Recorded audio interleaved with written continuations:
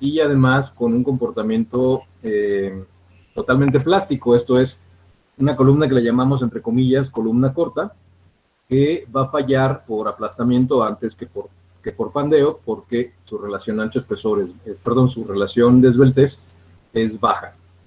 Entonces, eso es a lo que nos referimos con columna corta. Y bueno, vimos un ejemplo de una columna redonda con cierto tipo de armado. Veíamos que, dependiendo del tipo de estribos que tiene, si son estribos normales o estribos helicoidales, puede tener dos resistencias diferentes.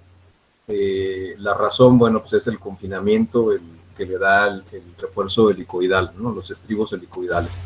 Entonces, bueno, hicimos un ejemplo de esa columna redonda, calculamos su primera carga considerando estribos normales y encontramos que podía soportar 268 toneladas. Repito, esto es considerando que la columna no tiene esbeltez, o sea que es una columna corta, entre comillas, y que, bueno, la carga que puede soportar antes de fallar es 268 toneladas. Y después la misma sección y todo, nada más considerando que tenía refuerzo helicoidal, esta hélice de estribos, y encontramos que podía soportar 313 toneladas. Entonces, 268 toneladas o 313 toneladas si se le pone el refuerzo helicoidal. Esto solamente es válido y solamente se puede hacer en columnas de sección redonda. Bueno, decíamos también cuando vimos ese caso que las columnas cargadas axialmente, bueno, en realidad en la práctica son difíciles de encontrar, porque para considerarlas así, pues tenemos que pensar que la carga está aplicada exactamente en el eje de la columna, cosa que es bastante complicado. En cuanto la carga tiene una excentricidad, pues se produce un momento flexionante. Y ese momento flexionante puede ser en un sentido o en los dos sentidos. Si la excentricidad, si hay excentricidad en los dos ejes, puede haber un momento flexionante sobre los dos ejes. Entonces, las columnas en la práctica, en realidad son columnas que soportan carga axial, bueno, carga de compresión, mejor dicho, pero que también soportan momento flexionante. Lo que sí puede pasar es que tengan momento flexionante en un solo sentido, por alguna razón de la configuración de la estructura. Puede ser que una columna solo tenga momento flexionante en un sentido. También lo más común es que las columnas tengan momento flexionante en ambos sentidos. Pero bueno, las columnas sujetas a carga y a momento flexionante en una sola dirección, pues nos sirven para ejemplificar el comportamiento, para irlo entendiendo. Entonces, con eso empezamos hoy. Tiene ahí las notas, ya las están viendo, y dice, existe un número infinito de combinaciones de carga y momento flexionante. Si estas combinaciones se localizan en un sistema de ejes coordenados y se unen mediante una curva, se obtiene lo que llamamos diagrama de interacciones. Y es ese diagrama que tienen ustedes ahí en la pantalla. Este diagrama de interacciones a lo que se refiere es a la combinación de cargas respecto al comportamiento de la columna. O sea, una columna puede tener una carga baja, pero un momento flexionante grande. Entonces, si ven el diagrama, en el eje de las ordenadas está la carga y en el eje de las abscisas está el momento flexionante. Entonces, si ustedes eligen una carga baja y un momento flexionante grande, bueno, pues tienen un punto aquí. Y así pueden ir construyendo, ¿no? Para un mismo valor de momento o un mismo valor de carga pueden tener un valor de momento, otro valor de carga, otro valor de momento, etcétera, etcétera. ¿De qué depende? Depende, bueno, pues justamente de la infinidad de combinaciones que puede tener una columna respecto a carga y momento. Sin embargo, una sección determinada, pues tiene una combinación muy grande, pero precisamente para esa sección nos permitiría dibujar este diagrama, que le llamamos diagrama de interacciones. Cuando la columna tiene carga negativa, bueno, pues entonces hay una falla por tensión. Se fijan, estaría en el eje de las ordenadas, pero en la parte de abajo, ¿no? La carga negativa. Bueno, en este diagrama están identificados un punto A, un punto B, un punto C, un punto D y un punto E. El punto C es la falla balanceada. Lo ideal es que la columna se encuentre en el rango AC. Esto es entre este punto y este punto. Quiere decir que sus combinaciones entre valor de carga que puede soportar, carga de compresión, y el valor del momento que puede soportar esté en este tramo. Eso es el comportamiento ideal de una columna. Los diagramas, y además arriba de ese punto C, que es la falla balanceada, entonces toda esta zona de valores que pudieran comprenderse en esta área que está aquí, sería una falla por compresión. Y toda esta zona de valores que están acá abajo sería una falla por pandeo. Entonces, bueno, los diagramas de interacción pueden construirse fácilmente, solo basta con encontrar los puntos justamente A, B, C, para después, bueno, unir las líneas y tener los otros valores que necesitamos y entonces tener todo el diagrama de interacción de la columna. ¿Para qué nos sirve ese diagrama de interacción de la columna? O sea, ¿para qué nos serviría conocerlo? Bueno, nos sirve como ayuda justamente del diseño de una sección de concreto para columna. Lo podemos construir, podemos ir al revés, podemos tener una sección y de esa sección construir su diagrama. Y entonces poder identificar en qué puntos tiene sus máximos, su máximo de carga, su máximo momento, etcétera, una sección en particular con un armado en particular. Y bueno, para ejemplificar esto y que se entienda un poco, porque yo sé que al principio es un poco confuso, vamos a irlo viendo con un ejemplo. Encontrar el diagrama de interacción, o sea, este diagrama de interacción y estos puntos de los que estamos hablando, encontrar ese diagrama de interacción para una columna cuya sección transversal es esta, 40 por 30 centímetros y armada con estas 8 varillas, particularmente estas 8 varillas de 3/4. Entonces, imaginemos que tenemos una sección de una columna como esta, que es una columna muy común, por cierto, una sección muy común, 30 por 40, y 8 varillas de 3/4. No interviene aquí todavía, no hacemos intervenir los estribos. Obviamente los tiene, pero no los hacemos intervenir todavía para la carga. El concreto, un F'C de 250 y el acero, un FY de 4200. Entonces, determinamos el punto A, que es un punto sujeto solamente a compresión. Este punto A, ¿no? Sobre el eje de las ordenadas, que es donde está graficada la carga de compresión, bueno, pues encontramos su punto máximo de compresión, que sería este punto A.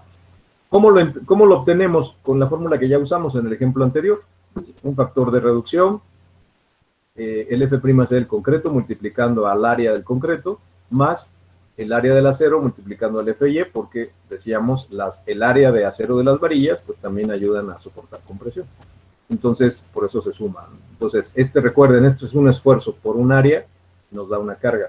Esto es un esfuerzo por un área, nos da una carga. Entonces, la sumamos, la reducimos, porque recuerden que es el método de diseño que usamos, donde tenemos factores de reducción de resistencia y factores de carga aplicados a las cargas nominales.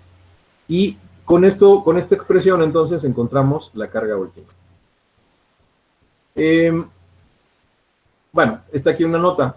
Como en este caso, y puede haber muchos otros, el área de acero, el área que suma el área de las 8 varillas, es pequeña comparada con toda el área del concreto.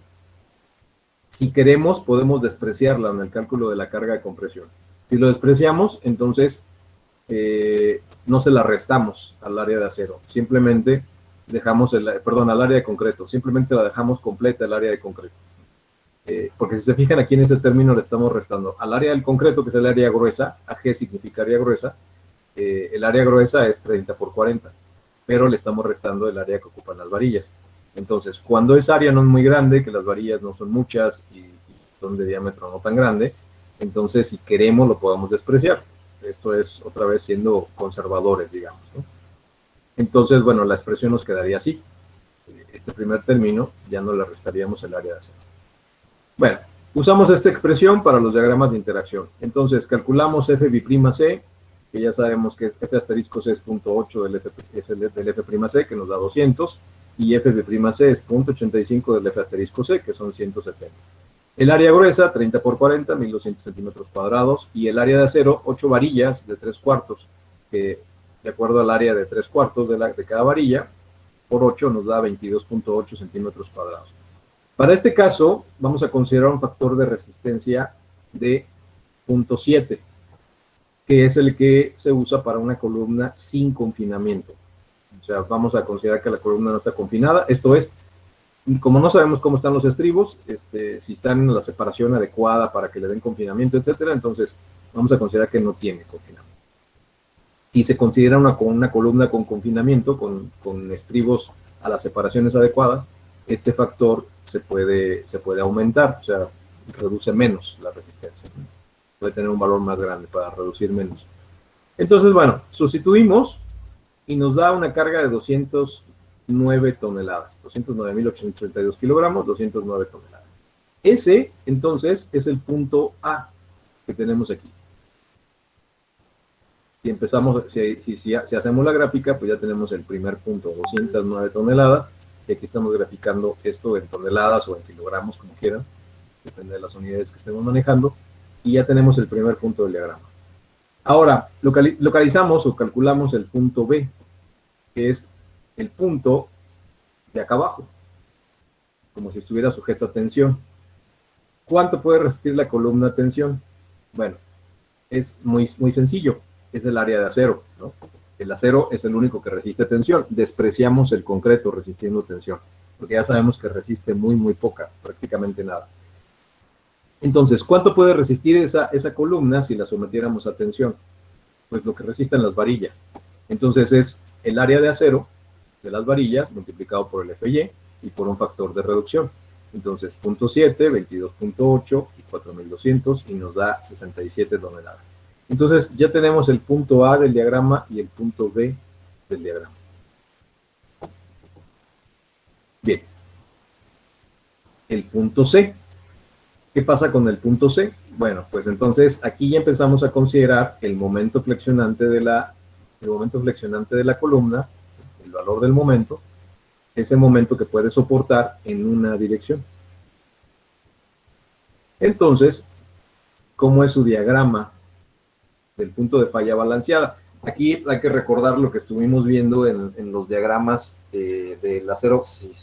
Tienen que recordar lo del acero balanceado que estuvimos viendo en las secciones de las vigas en el semestre pasado, y que, bueno, los que les di clase yo y los que no tuvieron que haber visto esto justamente, los diagramas de esfuerzo a flexión, cuando se somete una sección como esta a flexión. Bueno, pues el diagrama de esfuerzos es como esto, y entonces identificamos los puntos de donde tenemos la falla balanceada. Es el diagrama de deformación y el diagrama de esfuerzos de una sección como esta. Entonces,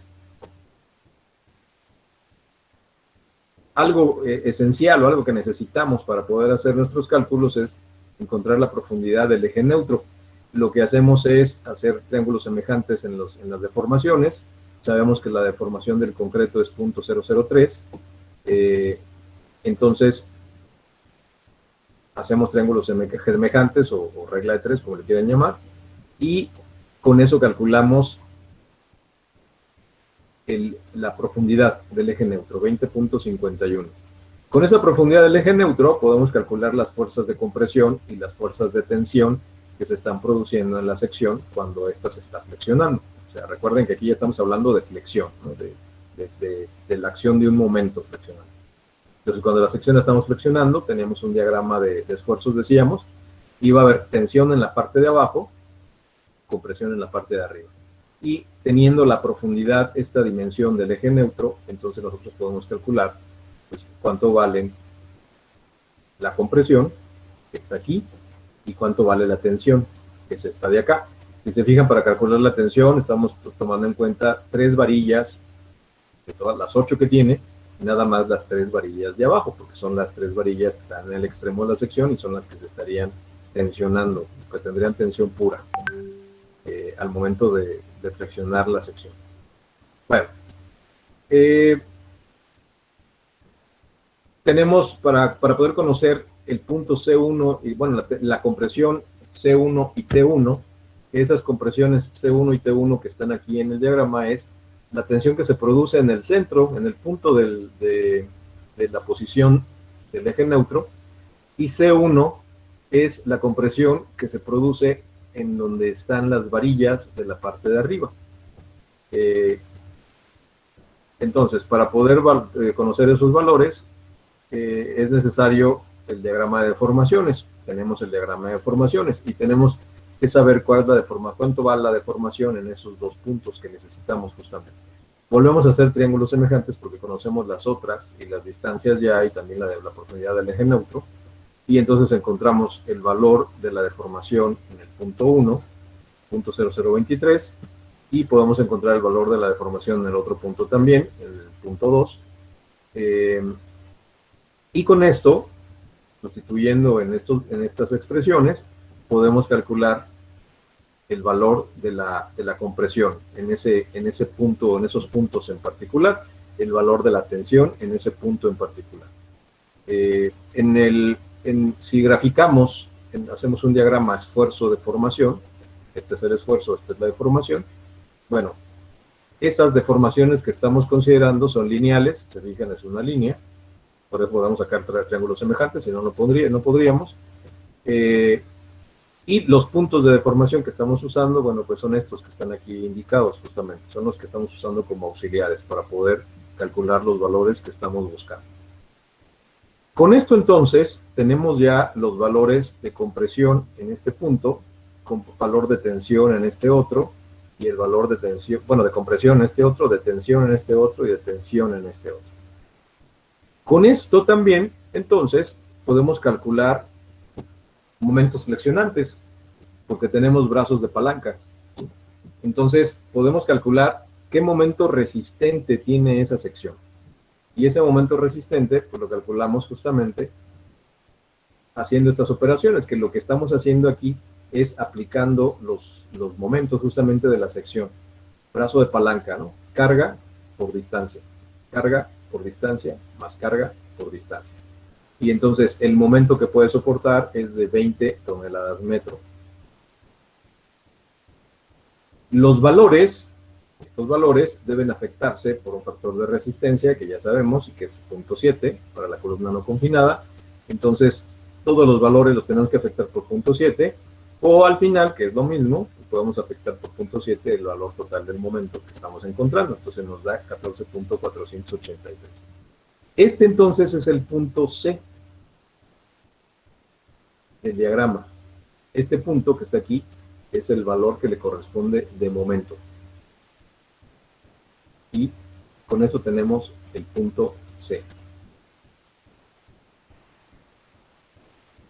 Bueno. Punto D. El punto D que está entre el A y el C. Bueno, ¿qué hacemos para obtenerlo? Otra vez del diagrama de deformaciones y del diagrama de flexión, de esfuerzos de flexión de la sección, volvemos a sacar valores que necesitamos en ciertos puntos. Bueno, estos ya algunos de los que están aquí dibujados ya los tenemos. Y calculamos el punto, este punto que estamos buscando. Perdón, antes de esto, tenemos el valor del momento, pero nos falta el valor de la carga para poder graficar el punto C, porque nada más tendríamos una coordenada que sería esta, pero nos falta el valor de la carga en el punto C. Ya, me lo estaba saltando. Entonces aquí lo que hacemos es determinamos el punto de la carga en el punto C, que es esta de 130 toneladas. ¿Cómo lo estamos haciendo? Estamos multiplicando el área, la profundidad del eje neutro por una disminución, el esfuerzo y por el ancho de la sección. Entonces, tenemos los valores, simplemente aplicamos y nos da 130.05 toneladas. Lo que estamos haciendo es sacar el área de este diagrama, ¿no? Para poder calcular la carga de compresión. O sea, recuerden que se está comprimiendo en esta zona, hasta el eje neutro. Esto es compresión. Entonces, esto que estamos haciendo aquí simplemente es el área de este rectángulo. Y nos da 130 toneladas. No sé si me van siguiendo o voy demasiado rápido.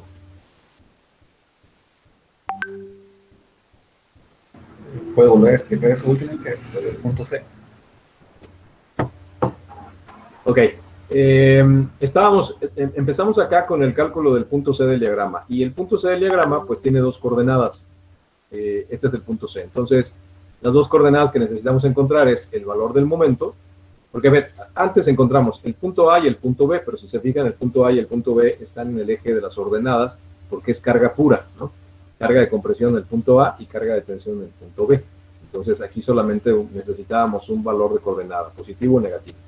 Bueno, ahora cuando encontramos el punto C, necesitamos el valor de momento, que es la coordenada del momento, y la coordenada de la carga. Entonces, lo que hicimos aquí fue encontrar el valor del momento, 14.48 toneladas metro. Este ya es una coordenada. Y nos falta, bueno, aquí dice que vamos a determinar el punto D, pero antes de determinarlo necesitamos el valor de C. Entonces, el valor de la carga es el área del diagrama de deformación, de esfuerzos, perdón, que es el área de este rectángulo. Profundidad del eje neutro es esta dimensión. Hasta aquí está la línea punteada, que es donde está el eje neutro. Y el F'C del concreto, que es este valor de acá, y multiplicado por el ancho de la sección, que son 30. Entonces esto nos da 130 toneladas. Bueno, con eso entonces tenemos las dos coordenadas para poder identificar dónde está el punto C. La del momento y la de la carga. Y ahora sí podemos determinar dónde está el punto D. D de dedo, que es entre el punto A y el punto C. ¿Dónde está ese punto D? Para poder terminar, bueno, más o menos trazar el diagrama. Necesitamos el punto D y el punto E. Entonces nos vamos con el punto D, que es la determinación que está aquí. Y hacemos algo muy parecido como lo hicimos para el momento del punto C. Tomamos triángulos semejantes de las deformaciones para ese punto y calculamos tensiones, calculamos cargas, C1, T1,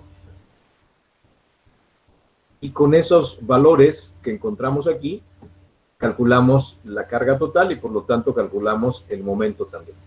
Entonces tenemos el momento flexionante, son estos valores de cargas por sus brazos de palanca. 3591 por 0.15 centímetros, aquí ya está en toneladas metro, 130 por lo que resulta aquí de brazo de palanca, y 8 por lo que resulta en brazo de palanca. Entonces nos da un momento de 16.10. Y la carga, que es esta, 168.81. Con esas dos coordenadas, entonces tenemos ya el punto D. Hacemos algo muy parecido con el punto E.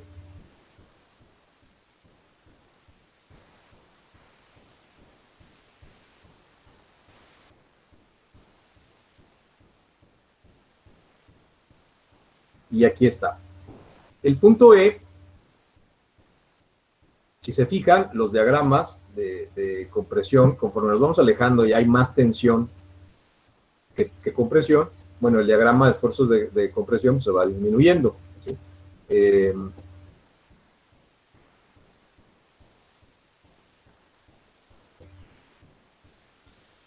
Ok, ¿cuánto disminuirlo? Bueno, proponemos nosotros una profundidad del eje neutro a 10 centímetros para que lo de arriba sea compresión y todo lo de abajo sea tensión, y poder calcular cuánto resiste de tensión. Y con eso determinamos deformaciones y con eso determinamos la posición de ese punto. Si se fijan, la posición del punto D, perdón, del punto E, se viene hacia la zona de tensión. Aquí desde este centro del punto de falla balanceada hacia arriba domina más la compresión y hacia abajo domina más la tensión. Entonces, por eso en el diagrama de esfuerzo de formación de la sección, tenemos ya un diagrama, un área de compresión más pequeña y una fuerza de tensión mucho más grande. El eje neutro lo estamos proponiendo a una profundidad más pequeña. Bueno, hacemos lo mismo que en los casos anteriores. Con las deformaciones sacamos triángulos semejantes porque consideramos que la deformación es lineal. Recuerden, si no fuera lineal no podríamos hacer esto de los triángulos semejantes. Consideramos que es lineal, calculamos deformaciones, calculamos posiciones de esas deformaciones de acuerdo a la posición del eje neutro que estamos diciendo nosotros mismos.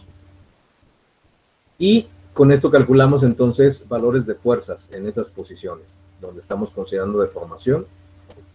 Otra vez sacamos momentos flexionantes de carga por distancia y nos da un momento flexionante de 5.28 y nos da, bueno, con el factor de reducción nos queda de 3.70 y nos da unas cargas con el factor de reducción de 6.41.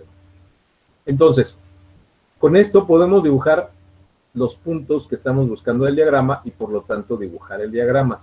Este diagrama particular es para esa sección en particular, o sea, para esta sección con estas dimensiones y con estos armados. ¿Qué pasa si le variamos el armado? Nos cambia el diagrama. ¿Qué pasa si le variamos tantito una de las dimensiones o las dos? Cambia el diagrama, es un diagrama diferente. Entonces, cada columna con cada combinación de concreto y de acero tiene un diagrama particular. No puede haber un diagrama igual a otro. Resumen, el punto A, una carga de 209 toneladas, un momento de 0. El punto B, una carga de 67 toneladas en tensión y un momento de 0. Punto de acá abajo, pasando las abscisas, ya es negativo, ¿no? Es tensión. Entonces, 67 toneladas de tensión y momento de 0. Punto C, que es la falla balanceado, el punto balanceado, una carga de 64.84, que sería por aquí, y un momento, que sería por aquí, de 14.6 toneladas metro. Y ahí está el punto C. Punto D, una carga de 118.16, perdón, y que sería por aquí, y un momento de 11.26, que sería por aquí. Entonces, ahí está el punto D. Y si se fijan, el punto E nos da una carga de 6.41, que es positiva, por eso está aquí arriba de las abscisas, y un momento de 3.7 toneladas metro, que está por aquí. Entonces, unimos todos los puntos, y ese es el diagrama de interacción de la columna, perdón, para esta sección de concreto y para esta cantidad de acero, repito. Si tuviéramos una variación en alguna de las dos cosas, el diagrama sería diferente. No me estoy deteniendo mucho en las operaciones y demás, porque bueno, ahí las tienen, ¿no? Es cosa de que ustedes se pongan a leerlo y a identificar de dónde salen los valores, y bueno, y ver estas operaciones rápidamente. El punto es nada más que entendamos el concepto de qué es un diagrama de interacción. Es el diagrama de interacción que nos da los valores de las cargas y momentos que puede soportar una columna o una sección en particular con unas características especiales de sección, de tipo de concreto y cantidad de acero y esfuerzo de acero, calidad de acero. Entonces, para eso en particular es este diagrama de interacción. Bien. Cualquier punto de la gráfica o del este diagrama de interacción nos da la combinación de carga, aquí debería decir nos da la combinación de carga y momento flexionante que hacen que la columna falle. La gráfica sirve para una columna que tenga las mismas dimensiones y armado que la columna esta con la que se construyó el diagrama. Lo que les decía, este es un diagrama exclusivo para la columna. Aquí debe decir nos da la combinación de carga y momento flexionante que hacen que la columna pueda fallar. Bien, ¿cómo diseñamos? Porque esto que vimos es cómo construir el diagrama de una sección, ¿no? De una columna en particular. Pero bueno, basándonos en esta construcción de este diagrama y de este comportamiento de una columna en particular, pues entonces ahora podemos de ahí deducir cómo diseñar una columna. Entonces, lo que sigue, el tema que sigue, es diseño de columnas sujetas, este caso que acabamos de ver, carga de compresión y momento flexionante, en una dirección nada más, o sea, un momento flexionante nada más. Bien.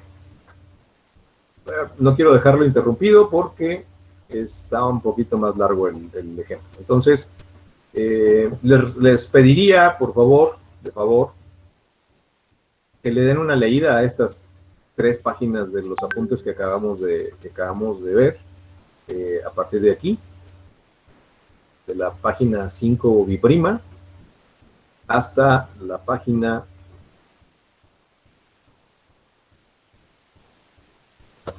8, en donde está el resumen. Esas 3 páginas y media, échenles un vistazo de nuevo con calma, porque tiene que quedar bien entendido esto para poder entender lo que se viene, que es basado en eso. Ahora, cómo diseñar una columna de acuerdo a esos diagramas de interacción. ¿De acuerdo?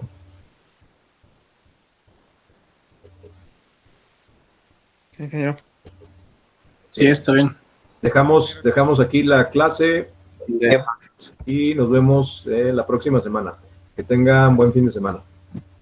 Gracias. Igualmente, ahí estamos. Gracias, ingeniero. Nos vemos. Gracias, profe.